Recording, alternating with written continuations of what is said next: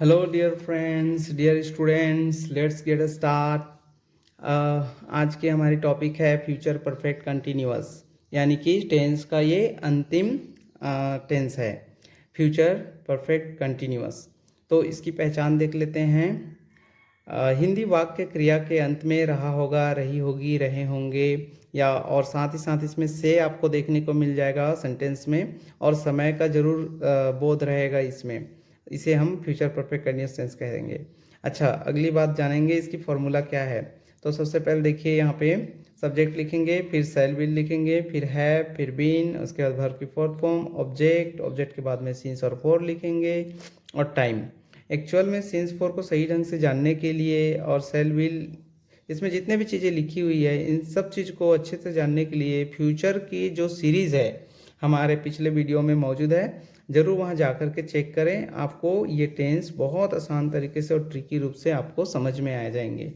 तो चलिए negative formula देखते हैं। Subject, shell will, note, verb का थर्ड यहाँ पे है आपका हैव एक हेल्पिंग वर्ब है, उसके बाद बीन एक और हेल्पिंग वर्ब है, उसके बाद वर्ब का फोर्थ फॉर्म, फिर ऑब्जेक्ट, सिंस या फॉर में से एक लिखेंगे, और टाइम। ये हो गया आपका नेगेटिव के लिए। इंट्रोगेटिव में देखिए, पहले शैल विल लिख लेंगे हेल्पिंग वर्ब, उसके बाद सब्जेक्ट, फिर एक और हेल्पिंग वर्ब हैव बीन, उसके बाद में वर्ब का फोर्थ फॉर्म, फिर ऑब्जेक्ट, फिर सिंस या फॉर में से एक, और फिर टाइम। लास्ट हमें क्वेश्चन मार्क लिखेंगे।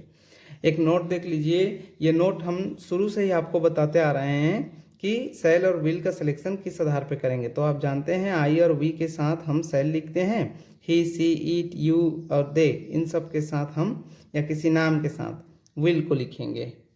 तो इसके बाद फिर हम आगे बढ़ते हैं। देखिए, इसके बाद हम जानेंगे एक नोट्स, और जैसे दिन, माह, वर्ष, साल, महीना, मिनट, सप्ताह, घंटा, अगर ये आपको सेंटेंस में दिखाई दे कह रहे हैं, इस बात पर ध्यान देंगे।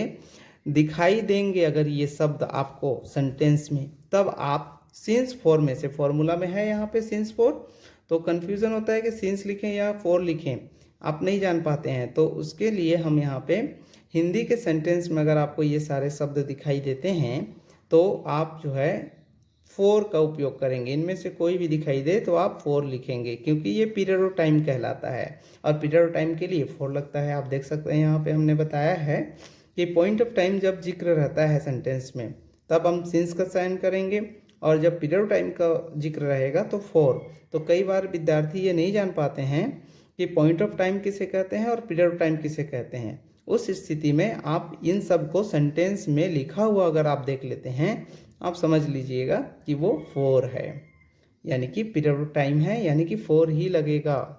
ठीक है, तो चलिए चलते हैं एग्जाम्पल की तरफ। यहाँ एग्जाम्पल में हम देख पा रहे हैं, वह 10 दिनों से गणित हल कर रहा होगा। तो रहा होगा आ रहा है, साथ ही देखिए यहाँ पे से आया, हमने पहचान में बताया है कि से रहना चाहिए, और साथ ही साथ समय का बोध होना चाहिए। तो इसमें समय दिया है 10 दिन, 10 दिन का समय हो गया, से अक्षर का शामिल होना, और रहा होगा, रही होगा का मौजूद होना, ये बताता है कि ये फ्यूचर परफेक्ट कंटिन्यूअस टेंस है। चलिए जान लेते हैं इसकी ट्रांसलेशन। तो बिल्कुल फॉर्मूला का फॉलो कीजिए, आप रिवर्स करके जाइए और देखिए वहाँ पे कि सबसे पहले अफर्मेटिव को बनाने के लिए सब्जेक्ट चाहिए होता है, सब्जेक्ट लिखने के लिए कहा जाता है। तो सब्जेक्ट इसमें है वह। आपको एक बार और हम बता देते हैं कि सब्जेक्ट उसे कहते हैं जो किसी कार्य को करे। तो यहाँ पे कार्य को कौन कर रहा है, वह, तो वह की इंग्लिश हो गया ही। उसके बाद विल, हैव बीन, ये इसके हेल्पिंग वर्ब हुए। वर्ब की फोर्थ फॉर्म चाहिए सॉल्व, सॉल्व हल करना, हल करने का इंग्लिश क्या होता है, सॉल्व होता है। तो सॉल्व की फोर्थ फॉर्म सॉल्विंग हो गई, उसके आईएनजी लगने से फोर्थ फॉर्म बनता है, तो सॉल्विंग। उसके बाद में ऑब्जेक्ट चाहिए, ऑब्जेक्ट है गणित, गणित की इंग्लिश हो गई मैथ। उसके बाद सिंस फोर में से एक लिखना है। आप बताइए कि सिंस लिखें या फोर लिखें। हमने आपको बताया था नोट्स नंबर 2 में बताया था, नोट्स नंबर 2 में हमने बताया है कि जब भी हमारे हिंदी सेंटेंस में दिन शब्द का प्रयोग हुआ है, यानी कि दिन, माह, वर्ष, घंटा, महीना, साल, सप्ताह, ये सब शब्द हमने बताए थे, उनमें से कोई भी शब्द अगर हमको दिखाई देता है तब हम फोर लिखेंगे, वो पीरियड ऑफ टाइम के तहत आता है। तो देखिए यहाँ पे दिन दिखाई दिया, तो दिन के वजह से ही हम समझ गए कि ये पीरियड ऑफ टाइम है, तो हम उसके लिए फोर का सिलेक्शन कर लेंगे। सिंस या फोर में से क्या सिलेक्शन कर लेंगे, फोर का सिलेक्शन करेंगे। उसके बाद में समय लिख देंगे। तो समय क्या है, टाइम क्या है, 10 डेज, 10 दिनों। तो ये 10 डेज हमने समय लिखा। फिनिश। नेक्स्ट हमारा सेंटेंस है, तुम 3 सालों से अंग्रेजी सीख रहे होंगे। तो क्या होगा, सब्जेक्ट पहले चाहिए, सब्जेक्ट हो गया यू, उसके बाद हेल्पिंग वर्ब विल लगाया, हैव लगाया, बीन लगाया। उसके बाद में वर्ब की फोर्थ फॉर्म। वर्ब का फोर्थ फॉर्म क्या है, पहले वर्ब पता कीजिए, सीखना। सीखने की इंग्लिश क्या होती है, लर्न होता है। लर्न की फोर्थ फॉर्म क्या होती है, लर्निंग। उसके बाद में ऑब्जेक्ट, ऑब्जेक्ट है इंग्लिश, तो इंग्लिश के लिए इंग्लिश लिखें। उसके बाद में हमारे पास है सिंस या फॉर में से एक, तो क्या लिखना चाहते हैं, देखिए यहाँ भी आप सालों, साल शब्द का प्रयोग हुआ है, ये पीरियड ऑफ टाइम को शो करता है, इसलिए हमने 4 लिखा, क्योंकि पीरियड ऑफ टाइम के लिए 4 लिखी जाती है। उसके बाद आता है समय, तो समय दिया हुआ है 3 साल, तो 3 years, 3 years ये टाइम। एक और सेंटेंस देखते हैं, वह 2 बजे से खाना नहीं खा रहा होगा। ये नेगेटिव सेंटेंस है डियर स्टूडेंट्स, यहाँ देखें आप, ये नेगेटिव सेंटेंस है। नेगेटिव के लिए क्या करेंगे, बिल्कुल अफर्मेटिव के जैसे ही बनाइए, बस थर्ड पोजीशन पे नोट लिख दीजिए। देखिए थर्ड पोजीशन पे नोट लिखा है, बाकी हूबहू अफर्मेटिव के जैसा ही है। सबसे पहले सब्जेक्ट ही, उसके बाद में विल हेल्पिंग वर्ब, तीसरे नंबर पे नोट, फिर एक और कुछ हेल्पिंग वर्ब है हैव और बीन, उसको लिख दिए। वर्ब की फोर्थ फॉर्म चाहिए, खाने का कार्य हो रहा है, खाने का इंग्लिश ईट होता है, ईट की फोर्थ फॉर्म ईटिंग। उसके बाद में चाहिए हमको ऑब्जेक्ट, ऑब्जेक्ट क्या है, खाना, भोजन, तो उसकी इंग्लिश होती है फूड। उसके बाद में हमको चाहिए सिंस या फोर। अब देखिए यहाँ पे अब तक तो फोर लगता आया है, देखिए इसमें आप सिंस लिखते हुए दिखेंगे। क्यों सिंस लिखा हुआ है, क्योंकि हमने जो रूल्स बताए हैं कि वाक्य में, हिंदी वाक्य में दिन, माह, वर्ष, महीना, घंटा, ये सब शब्द अगर आपको नहीं दिखाई दें तब आप सिंस लिखेंगे। तो वाकई में वो सारे शब्द यहाँ नहीं हैं, जब नहीं हैं तो हम सिंस लिखेंगे, क्योंकि यहाँ जो टाइम की बात हो रही है वो पॉइंट ऑफ टाइम की बात हो रही है, एक निश्चित समय की बात हो रही है, इसलिए हम यहाँ पे सिंस लिख दिए।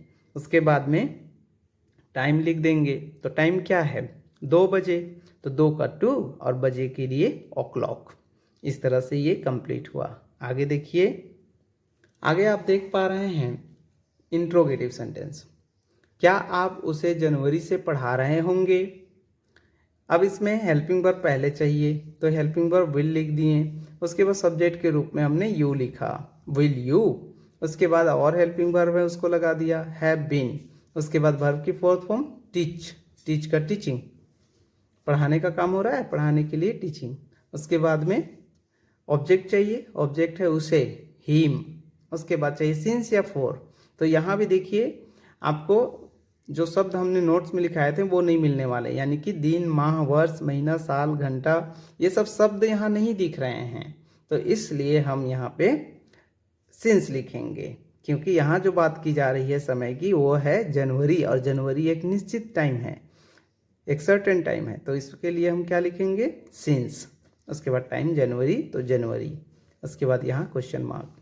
जितने भी हम यहाँ पे बनाए हैं बिल्कुल फॉर्मूला को फॉलो करते हुए बनाए हैं। जब भी आप ट्रांसलेशन किया करें आप ध्यान रखें एक बात का, कि फॉर्मूला को याद कर लें और फॉर्मूला के अकॉर्डिंग ही सेंटेंस बनाएं, बिल्कुल आपका सेंटेंस गलत नहीं होगा, बिल्कुल सही ट्रांसलेशन हो पाएगी।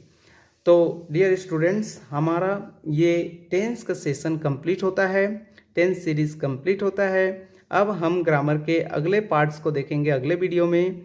अगर आपने हमारे चैनल को सब्सक्राइब नहीं किया है अभी तक तो उसे सब्सक्राइब ज़रूर कर लें, ताकि आपको इस तरह की आसान से आसान समझ में आने वाली, आसानी से समझ में आने वाली वीडियोज़ हम बनाते हैं और आपको ये उपलब्ध हो सकेगा अगर आप इसे सब्सक्राइब करेंगे। और लाइक कीजिएगा, शेयर कीजिए और कमेंट में लिख करके अपनी इंग्लिश रिलेटेड प्रॉब्लम ज़रूर बताएं। हम आपको प्रॉब्लम का समाधान देने में भरपूर कोशिश करेंगे। धन्यवाद, मिलते हैं अगले वीडियो में।